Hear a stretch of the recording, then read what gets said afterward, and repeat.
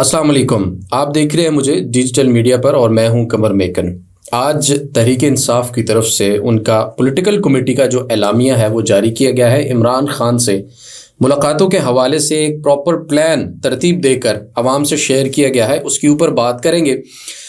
दूसरा बात करेंगे आज बलूचिस्तान के अंदर जो यकजहती कमेटी है, बलोच यकजहती कमेटी, उसके ज़ेर तमाम बहुत सारे शहरों के अंदर इस वक्त धरने जारी हैं। वो तमाम मालूमात भी आपके साथ शेयर करेंगे। लेकिन ये जो पॉलिटिकल कमेटी का एलामिया है, सबसे पहले इसके ऊपर बात करते हैं। बड़ा अहम तरीन एलामिया है और ये कहा गया है कि सियासी कमेटी का जो इजलास मुनक़िद हुआ उसमें कुछ फ़ैसले किए गए हैं। इमरान खान से मुलाकातों के पेश नज़र बैरिस्टर सलमान अकरम राजा और बैरिस्टर गौहर के दरमियान इख्तिलाफ़ात भी सामने आए थे, जिसके बाद बैरिस्टर सलमान अकरम राजा ने बैरिस्टर गौहर को व्हाट्सएप पर ब्लॉक भी कर रखा है। अब अंदाज़ा करें कि कितनी बड़ी पार्टी है, इतनी बड़ी आवाम उनको सपोर्ट करने वाली है, लाहे अमल मांग रही है इमरान खान की रिहाई का, लेकिन उसके चेयरमैन और सेक्रेटरी जनरल ने एक दूसरे को व्हाट्सएप के ऊपर ब्लॉक कर रखा है। बहरहाल जो एलामिया है उसकी तरफ चलते हैं। उन्होंने कहा कि मौजूदा मजमूई सूरत हाल के पेश नज़र मुख्तलिफ अमूर पर तफसीली जो गुफ्तगू हुई है उस मीटिंग के अंदर और फैसले लिए गए हैं। अब ये फैसला किया गया है कि चेयरमैन इमरान खान से मुलाकात के लिए एक 5 रुकनी कमेटी तश्कील दी जाएगी। ये कमेटी हर मंगल और जुमेरात को मुलाकात करने वालों के नाम देगी और उन नामों की जो फहरिस्त है वो इमरान खान से मुलाकात जो है वो लोग करेंगे।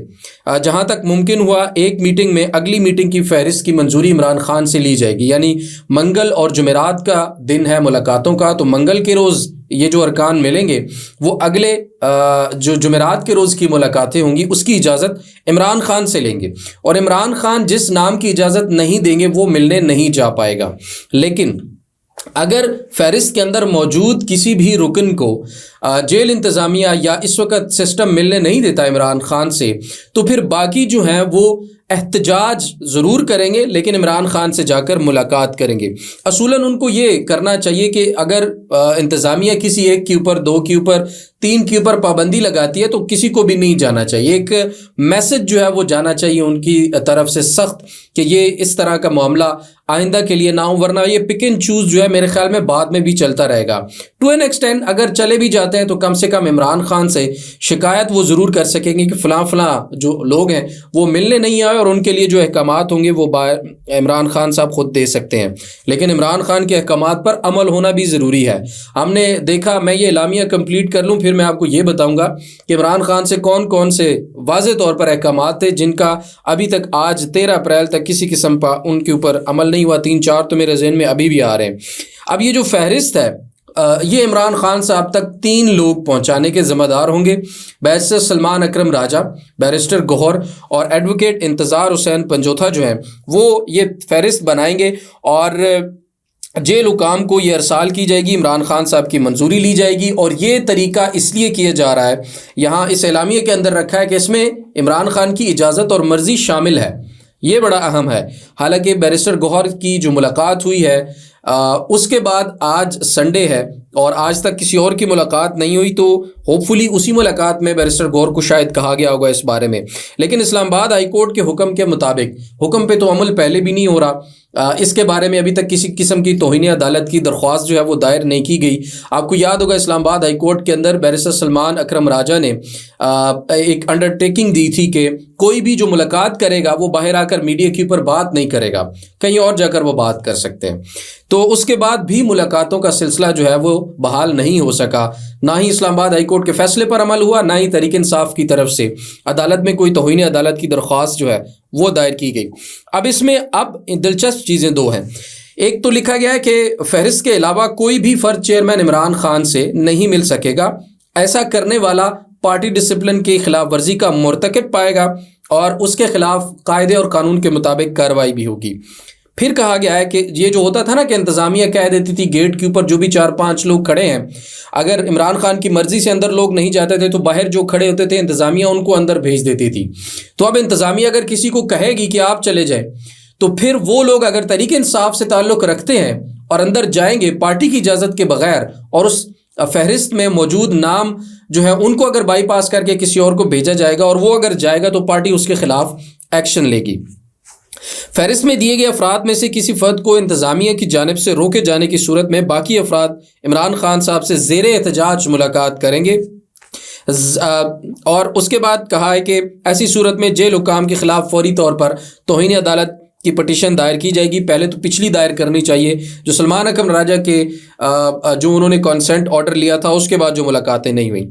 अब हैरान कुन आखिरी बात जो इसमें है वो ये कि खैबर पख्तूनख्वा के हुकूमती ओहदेदार इस हवाले से इस्तिस्ना हासिल होगा और वो किसी भी दिन किसी भी वक्त चेयरमैन इमरान खान से मुलाकात के लिए आज़ाद होंगे और उसके लिए 5 रुकनी कमेटी की फहरिस्त पर पाबंदी जो है वो फहरिस्त की लाजिम नहीं होगी। वो जब चाहें जिस दिन चाहें इमरान खान से मुलाकात कर सकते हैं। वो पार्टी की उस फहरिस्त के ताबे जो है वो नहीं होंगे। अब इसमें एक दो चीज़ें हो सकती हैं। एक तो अब मिनरल्स एंड माइंस का जो बिल है उसके ऊपर इमरान खान से मुशावरत होनी है, तो उस बारे में अगर अली अमीन जाते हैं, बैरिस्टर सैफ जाते हैं या कोई और वज़रा जाते हैं तो हो सकता है उनको एक्सेस देना हो, क्योंकि इस वक्त वफाकी हुकूमत और SIFC की तरफ से जो टाइम लाइन दी गई थी, ये मैंने सबसे पहले आप लोगों को ब्रेकिंग खबर दी थी कि ये हुकूमत और SIFC जो वफाकी हुकूमत है और SIFC की तरफ से मुकम्मल टाइम लाइन दे के खैबर पख्तूनख्वा हुकूमत को कहा गया है कि आप ये बिल पास करें। कुछ लोग ये कह रहे थे कि खैबर पख्तूनख्वा हुकूमत ने खुद तैयार किया, खुद पास कर रहे हैं, सुबह की भलाई है, तो इसमें कोई सदाकत नहीं है।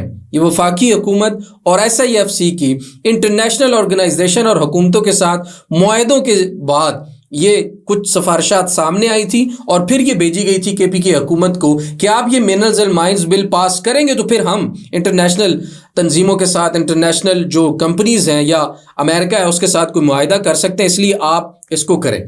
तो फिर 40% पहले से मौजूद कवानीन में तब्दीली लाने की सिफारिशात और टाइम लाइन वो वफाकी हुकूमत और SIFC की तरफ से दी गई थी। एक तो उस तनाजुर में जो KPK हुकूमत के अहदेदारान हैं वो जाके हो सकता है कि उन्होंने मिलना हो, टाइम आगे पीछे हो, कुछ चीज़ें हो, तो जाहिर है वो तहरीक इंसाफ की मरकज़ी जो पार्टी है उसके ताबे उस तरह से तो है, लेकिन मुलाकातों के हवाले से क्योंकि वो हुकूमती ओहदेदारान भी है तो हो सकता है उनके ऊपर इस्तिस्ना उस मामले में भी हो और वो जाकर मुलाकात कर सकते हों। तो ये तो शेख वकास अकरम साहब ने मरकज़ी सेक्रेटेरिएट से जो एलामिया जारी किया है ये उनकी तरफ से है। यहाँ पर मुझे एक हैरानगी ज़रूर होती है कि शेख वकास अकरम साहब वो पाकिस्तान तहरीक इंसाफ के सेक्रेटरी इत्तलात है, तो एक तो इस्लामाबाद के ऑफिस को उन्हें होल्ड करना चाहिए और वहाँ बैठकर ये शायद जारी की जाती ज़्यादा बेहतर होता, सेंट्रल सिस्टम होता, लेकिन वो खैर KPK में मौजूद हैं और वहाँ से ये जो है वो जारी की गई है। एक तो ये मामला था।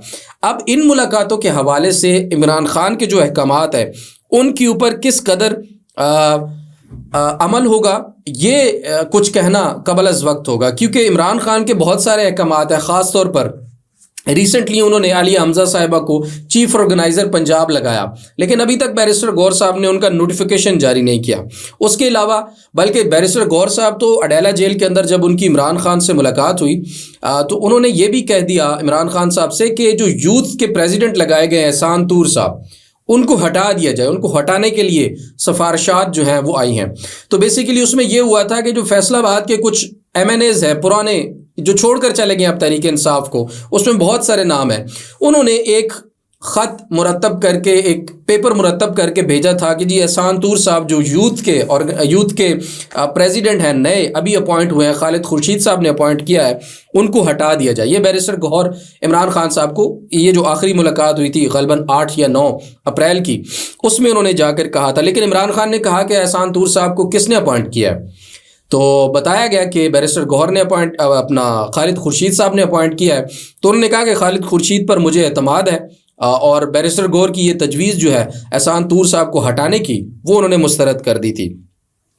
उसके बाद अगर आप एक और चीज़ देखें तो पार्लिमानी लीडर्स के कैंप का भी इमरान खान ने कहा था रमज़ान के अंदर, वो कोई कैंप जो है किसी पार्लिमानी ना लीडर ने वहाँ पर लगाया, ना पार्लिमान के अंदर जो लोग मौजूद हैं, असम्बलीज़ के अंदर जो मौजूद हैं लोग, ना उन्होंने कोई कैंप लगाया था। तो इस तरह की 2-3 बार तो रिसेंटली मैंने नोट किया है कि इमरान खान साहब की वाज़ेह हिदायत के बावजूद पार्टी ने उसके ऊपर किसी किस्म का कोई अमल दरामद जो है वो नहीं किया। अब अमल दरामद अगर पार्टी के लोग नहीं करते हैं और अवाम का भी एतमाद का फुकदान है तो ये ज़िम्मेदारी अलीमा खानम को दे देनी चाहिए कि जो भी इमरान खान के साथ मामलात हैं, जो भी पैगाम है, जो भी कोऑर्डिनेशन है, वो फिर अलीमा खानम करके दे दे तो मेरे ख्याल में आवाम को उससे भी ज़्यादा उसके ऊपर एतमाद हासिल होगा। बहरहाल अब आगे आ जाते हैं। अब हमारे पास दूसरा अहम तरीन जो टॉपिक है वो है बलूचिस्तान का। तो जनाब, बलूचिस्तान के अंदर इस वक्त मैं आपके सामने कुछ शहरों के नाम रखूंगा। उन शहरों में इस वक्त भी बलोच यकजहती कमेटी के ज़ेरे तमाम जो धरने हैं वो जारी हैं। एक तो धरना है लखपास के मकाम पर अख्तर जान मेंगल BNP के जो रहनुमा हैं, सरबराह हैं, उन्होंने दिया हुआ है।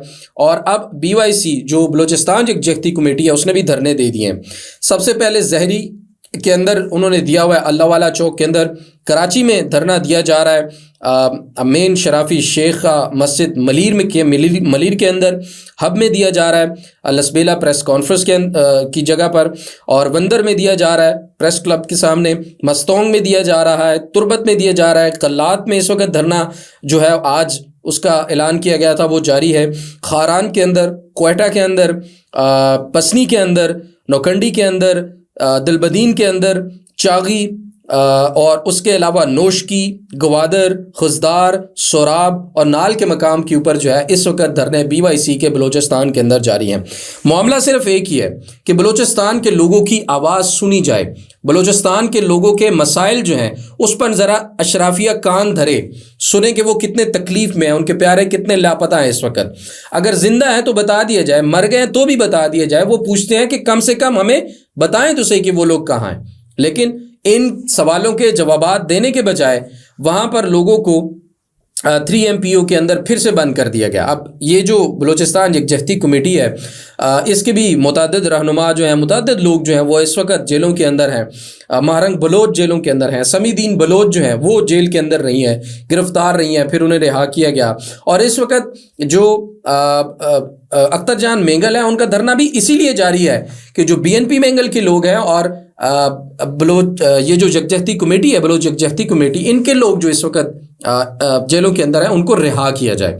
तो ये धरना 16वां रोज़ है आज अख्तर जान मेंगल का, और ये आज बलूचिस्तान के मकाम पर, ये साथ साथ आप फुटेज और तस्वीर देख रहे हैं जो इस वक्त बलूचिस्तान के अंदर और कराची के अंदर भी इन लोगों का एहतजाज जो है वो जारी है। तो ये आज की तमाम तर अपडेट्स थी वो आपके सामने रखी हैं। अपनी दुआओं में याद रखिए। जाते जाते आपसे रिक्वेस्ट है कि चैनल को ज़रूर सब्सक्राइब कीजिए। अपना बहुत सारा ख्याल रखिएगा। अल्लाह ने के बान।